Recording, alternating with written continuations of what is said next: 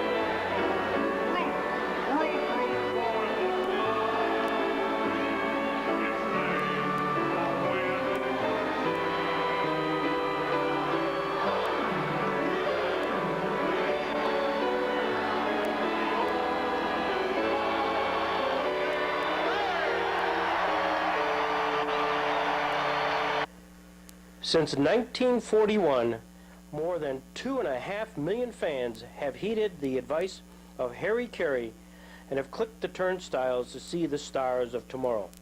Over 100 Jamestown players have graduated to the big show, with Nellie Fox being the only one to go from Jamestown to Cooperstown.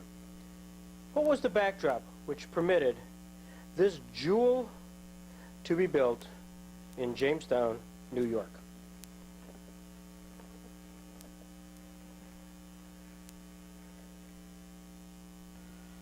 The Jamestown Evening Journal of Tuesday, May 6, 1941 gives two big stories.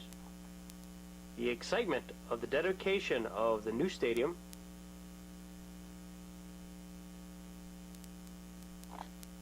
and the ever-present war which is occurring over in Europe, which to date America has been able to keep out of. The headlines are interspersed between baseball and German and Nazi invasion. Such were the winds of war which were circulating in early 1941. Jamestown entered professional baseball in the new era in 1939. They played in Celeron and had an awful season. After the season, the Pirates left and went to Lockport. Jamestown was without a team. Midway through 1940, Harry Bisgeier, owner of the Niagara Falls team, agreed to transfer to Jamestown and finish the season in Allen Park. And the reason he came was because of the promise of the construction of a new stadium. Principal architects was Ernie Kessler, chairman of the Citizens Committee, and Judge Alan Barger, head of the Citizens Stadium Committee. Excitement ran wild in Jamestown. One of the other articles that appeared in that first day paper was the announcement of the broadcast via radio WJTN to all those listeners who would like to see the game but will be unable to be present. This was historic. The first game of the stadium would be sponsored by the Fraternal Order of the Eagles over local station WJTN. This was just a microcosm of a large radio renaissance throughout the country as baseball and radio became very much a thing of beauty. One and one. One ball and one strike on Joe Medley. Tommy Bridges on the mound again. We would listen to the Cardinal games at night, and sometimes I would turn on the radio on these hot summer nights, and I'd go out in the front yard and lie down on the grass with my dog, and I'd have my baseball glove for a pillow, and I would listen to these fabulous sounds from the old Sportsman's Park in St. Louis, or sometimes from from Shibe Park or Wrigley Field in the afternoons, or the Polo Grounds, and living in a small town, so isolated then before television. I had these images of the fabulous great cities of the North, almost as Thomas Wolfe did. And I thought my entree into the great cities of the North was going to be through my baseball playing. Hook ball was just a little bit low on the outside. Here's the windup. On August 5th, 1921, radio station KDKA in Pittsburgh broadcast a baseball game between the Pirates and the Phillies. A newspaper reporter at Forbes Field relaying every ball and strike to a Westinghouse foreman in the studio, who in turn shouted them into the microphone. For the first time, fans who lived miles from the ballpark could instantaneously follow the action. It's a base hit! It's a base hit! The ball in the center field. It's fumbled. He's pounding first, going to second. It's close to throw. He's safe. He's safe at second base. Baseball on the radio is part of the background music of America. That's basic. In a small town, in a barber shop on a Saturday, there's a ball game in the background. It goes without saying. You may be having a discussion of somebody's herd of cattle, or some professor talking where I grew up about the exam he's going to give, and the barber telling vaguely dirty jokes. But in the background of all that, there's a ball game. Then, of course, there was radio. This is Byram Saab at the microphone, and together with Our neighborhood technical service. It became bigger than some of them. Wade Hoyt and rain delays, and great stories he would... Cincinnati Reds for as long as the oldest citizen I remember. Center field way back for weeks. And at 44. Every day they were coming into your house, and even though you never... The final game of the 1950s, the New York Yankees get set. The games were always played during the day. Mr. McAllis, history teacher, on 3 times. Started to go out the 4th time. Mr. McAllis said, Mr. Chris, at least when you come back, would you give us all the...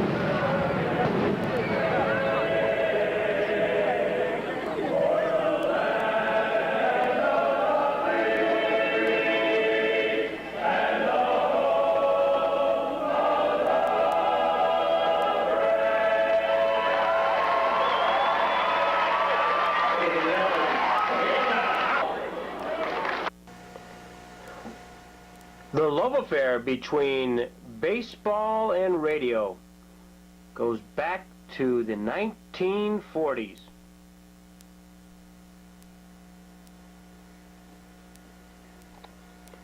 One of the early pioneers of radio is Jerry Lawson, who became sports director of WJOC and later owner of the Jamestown Falcons in 1956.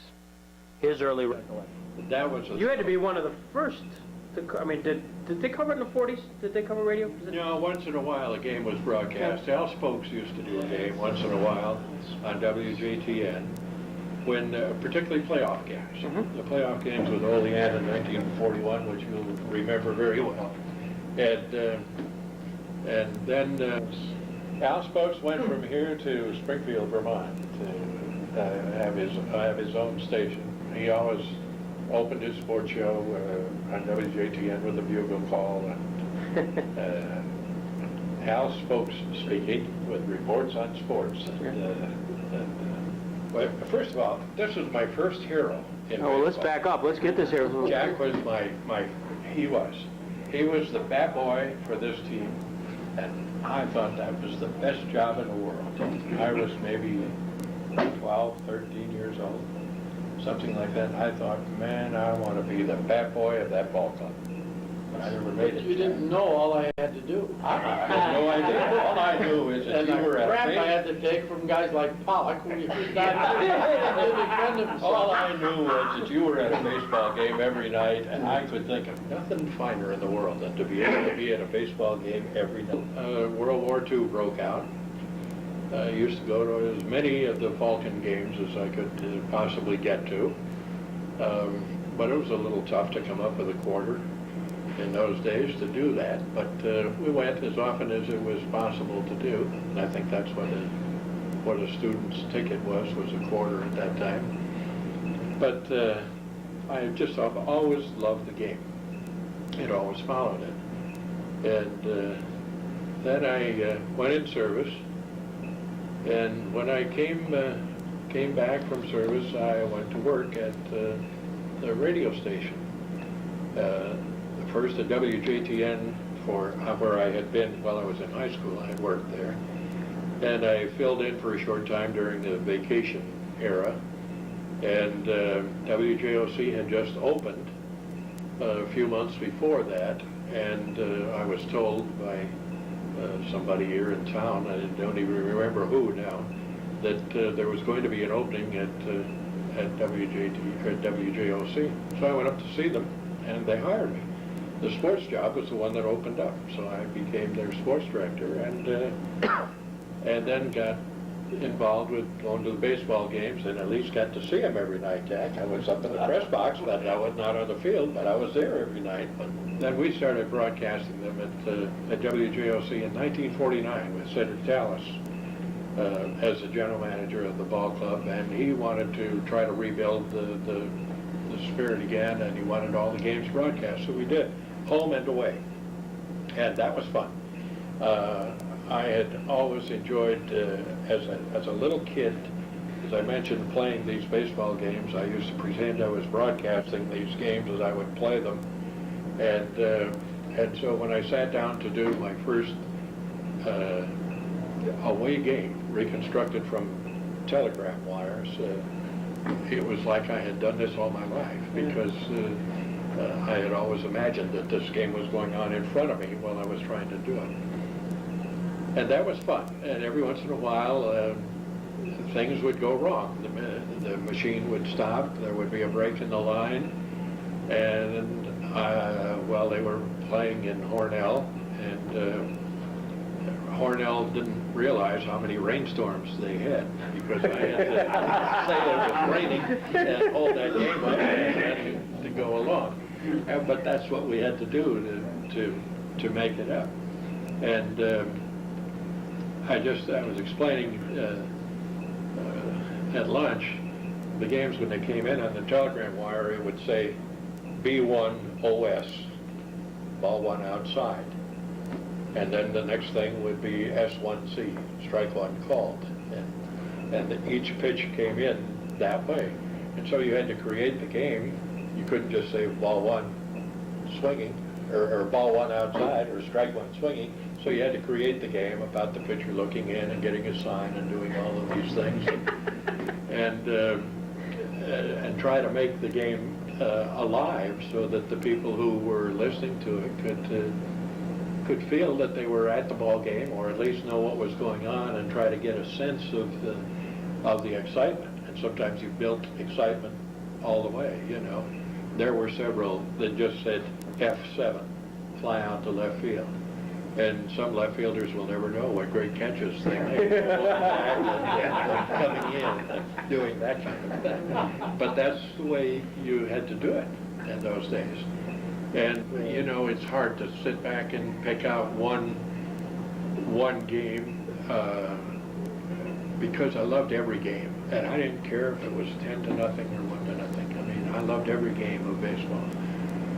But I did a no-hit, no-run game, and trying to remember the Falcon pitcher that pitched it. And the name Bill Furlong is in my head, but I can't remember for sure if it was Bill Furlong who did that game.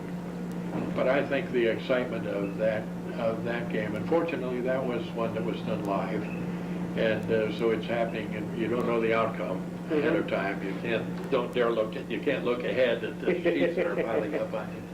So I think that was probably an exciting game. The no-hitter Jerry was talking about was twirled by Dick Fortune of the Jamestown Falcons on July 20th, 1950.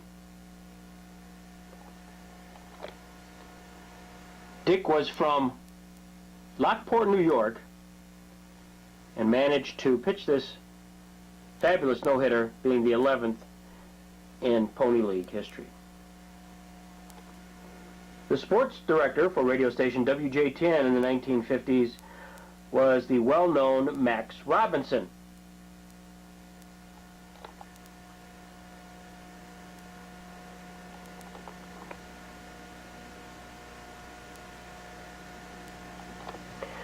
For over 40 years, the Jamestown area has been blessed with the voice of Jim Roselle, yet in 1956, he teamed up with Max Robinson and became the sportscaster for the Jamestown Falcons.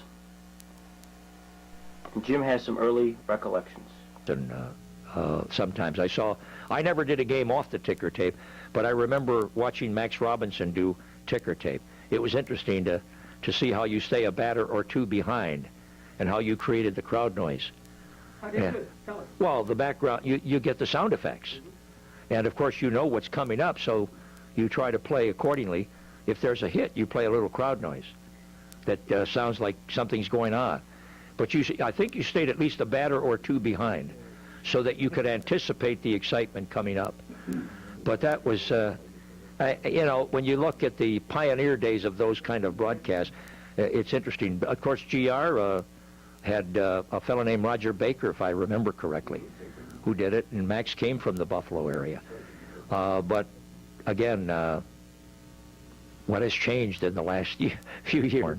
PA, after a year and a half experience in Harrisburg. It was 3 months in Warren, and then I heard a rumor that John Horan, who was an announcer at the time, also went to college with me at St. Lawrence, was going to go into the insurance business, and there was an opening. So I quickly called. I went up, talked to Cy, got my first full-time job, September 1951. It's February 1996, and here I am. And your history. Baseball. Did you ever, basketball, do radio live? Yes. About when? Wednesday nights. Wednesday night? Wednesdays, if I remember. It was every Wednesday we did a game a week. It was sponsored by Fort Pitt Beer. And I used to love to say their slogan, Fort Pitt, that's it. Now, were you the play-by-play? Yes. You were everything, or did you have two? No, I was everything. Mm-hmm. I went to out-of-town games. Out-of-town games. I did every stadium in the Pony League. I went to Batavia, Hornell, Wellsville, Olean, Bradford, Hamilton, Lockport. Did I leave anybody out? I don't think so. The Pony League at that time. Yes. And the broadcasting booths, Greg? Yeah. Very interesting broadcasting booths. They really weren't what you'd call the modern-day booths. The one in Lockport was like a little shack for just two people to sit in. And it was just enough room in there to have two chairs, and then there was a counter. I'll never forget starting the game, and then it rained. And the rain was washing away my scorecard. Because there was no room. Literally no room. And there were other wonderful incidents, you know, of doing games from other broadcasting booths. Hamilton, Ontario was a booth way up over the stadium. But that's when Greg Malevy, Jake Pittler, you talk about Jake Pittler. Sure, there was Don Zimmer in the thing, and of course some of the great names from the 5-0 game. I'll never forget it, because it was shortly thereafter, after not following his career much, but all of a sudden he's on the roster of the Detroit Tigers. Was Frank Larry. Remember, he became a 20-game winner for the Tigers. I did a game where he pitched and won 5-0. And it's just amazing when you think of the personalities you were involved in, and then they went on to become big stars.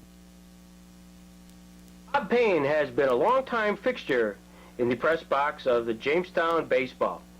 In fact, his early scoreboard operating days go back to the early 1940s when it was done manually while he was in center field. Bob has independent recollections of an event that occurred at Municipal Stadium, which involved a multimedia event. Probably one of the highlights that I remember the most of keeping score down there on that scoreboard. The night, this was a doubleheader too. It was on a Sunday. I came in for the first game and walked into the press box. And the next box to us was all this TV equipment. Now we're used to TV equipment up there with the stations in Erie. Once in a while, a Buffalo station will be down there with shoulder-held cameras. But this was big stuff. This is big cameras on a tripod and so forth. And they had, as I recall, about 3 cameras. And all the time, they're all set up there, and all the time through the first game, this one guy over there is telling them, yeah, that's good, right? Oh, that angle right there. I said, bring it in a little closer, bring it in a little closer. He's giving all his directions, but they're not shooting. He's looking through this camera. And Todd and Jim Riggs were there when I came, and I asked him, I said, what? Nobody knew. So the one guy that was doing all the talking over there, and I thought, man, I've seen that guy somewhere before. Not thinking about who it was or anything, but it came the second game. Prior to the second game, during the intermission between the games, this fellow come over to our booth and he said, I suppose you fellas are wondering what's going on. And I said, well, the thought had crossed our mind. Well, he introduced himself. He says, I'm Alan Font, Jr. And we're doing Candid Camera. So, still, he said, I just, as soon as you wouldn't, let anybody know what's going on. We're in Jamestown, New York, home of the Jamestown Expos. And the Expos field is going to be the setting later tonight for one of the most unusual candid camera sequences we've ever tried. We hope to catch the Expos starting pitcher, a fellow named Bob Baxter. Now, what Baxter doesn't know is that his catcher is working tonight for the candid camera. And I'm going to pose as the home plate umpire. Now, whenever Baxter tries to throw a pitch, his catcher is going to confuse him with hand signals he's never seen before.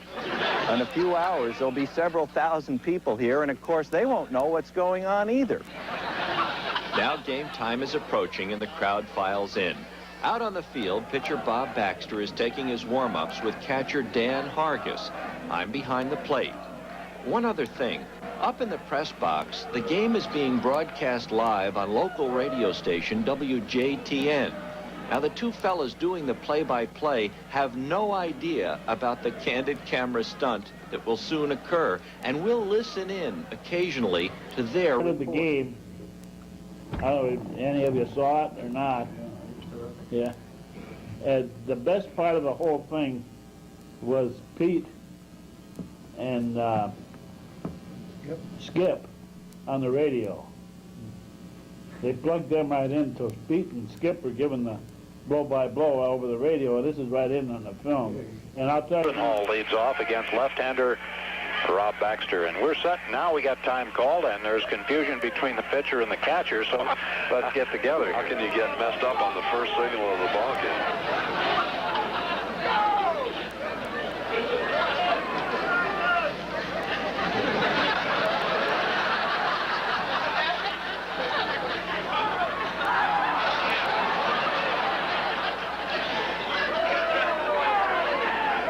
One foul, 3, slider, with a chase. All right, cool. is ridiculous. I mean, this is the 48th game of the season, fans. If you don't have your signal straight by this time, I mean, you open up with a fastball. 9 times out of 10.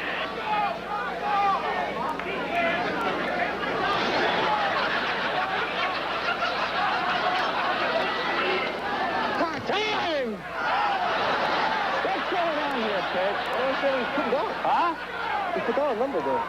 Just a minute. What is going on out He's here? not putting down numbers. He's putting down, I know what it is. How long you two guys play together? Go down the signals. Let's go. We've never done that before. What? Right signals? Right signals?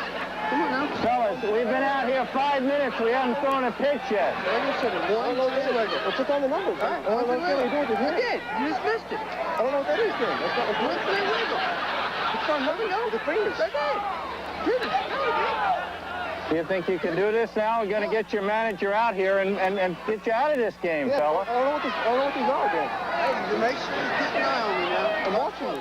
We haven't started the ball game yet. Okay, maybe it's time for Baxter to get himself a set of glasses. They ought to take him to the optometrist tomorrow to get him examined. As Hargis, evidently not the culprit, he doesn't seem to believe it either for some reason or other. I don't understand what's going on here. Absolutely don't understand. Looks like Baxter's ready. He's looking in, and he's still nodding no. Still nodding no, and I don't know what he's doing. He's still nodding no. As if he can't see or something. His time is gone. Now the home plate umpire is going to go over and talk to management, I believe, or they're going to put him on base. It's good news for the refreshment stand. You folks that's down there in the refreshment area, stay in line. We haven't started the ball game yet. I don't have all night to play this game. Well, he's pitched since you were a little league. He's not giving you numbers. Who hasn't? Yeah, he's going like this, like this, like this. Hey, what? He's not putting down numbers. Oh, no, wait, hey, you get back behind the plate. I'm going to handle this. Now, what's the problem? He's not giving any numbers. What's he doing? He told him to give me numbers. I'll throw it. And what's he giving you? He's giving me this and this and this. What does that mean? No idea. What? I have no idea. You don't know what it means? Just a minute. I'll run you out of here. What does it mean? What does this mean? No idea. I have no idea. Are you going to throw a pitch tonight, or are we going to stand here and talk about it? What's on a one? I'll throw a pass. Are you going to play ball? Of course I am. Yeah, I'm going to give you one more chance to have this fella play ball. Otherwise, we're going to run him out of here. Can't run him out. I don't have any more pitches. Well, we're going to forfeit. All right, let's go. Let's go. Okay, we're still waiting the first pitch. We're getting time called again. And now the umpire again going out to talk to the pitcher. And he pointed, he's out of there. He threw Baxter out of the ballgame. He threw Baxter out of the ballgame. One of the most unbelievable things in the history of professional baseball we're seeing right here. My name's Peter Funt, and I do the Candid Camera show, Bob. You on Candid Camera. Now, there's the camera up there taking your picture. And you are one of the nicest guys we've ever caught on Candid Camera, although you're shaking like a leaf. Ladies and gentlemen, we'd like you all to smile because you and the Expos are on Candid Camera. The Expos are on Candid Camera, folks, and we've all been taken. Well, I guess we have. And We I mean sucked it. right into it, believe me. When it was all over with, and they're watching the tape up there in the booth, Alan Funt was literally rolling on the floor. It was that good. And Pete went out of his mind. Alan Funt was the umpire. And he threw that pitcher out of the ball game, and he hadn't thrown a pitch yet. And Skip says, he can't do that. He hasn't even thrown a ball yet. And he's thrown him out of the ball game. He can't do that. Whatever we did worked okay, and that was fun. Broadcasting the games was a great thrill. I was never able to play the game. I was never good enough for that, which was a great disappointment to me. But broadcasting the games was next best. And I have never, ever lost my love for the game of baseball. But I still take the attitude of going to work thinking it's the first day. And I'll do what I can with it and make it exciting. I do it, Greg, I'll end by saying, you want to bring out the personality of the person.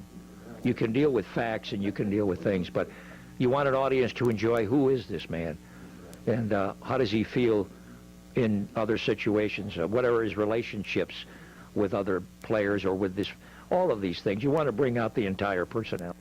One of the real deans in Western New York sports radio was Ralph Hubble, Pete Hubble's father. And he put this journey down history lane in perspective. That you shouldn't live in the past. It's dangerous. But to visit it is just a wonderful experience. I'm Kristen Stein, Director of the Fenton History Center in Jamestown, New York. We hope you've enjoyed this presentation, which is just one of many stories from our community's rich history. The Fenton History Center preserves our shared history through the presentation of educational programs and exhibits, the maintenance of a collection of local artifacts and archival materials, and a library specializing in local history and genealogy, all for the benefit and use of the public. For more information about the Fenton History Center and its activities, call 664-6256.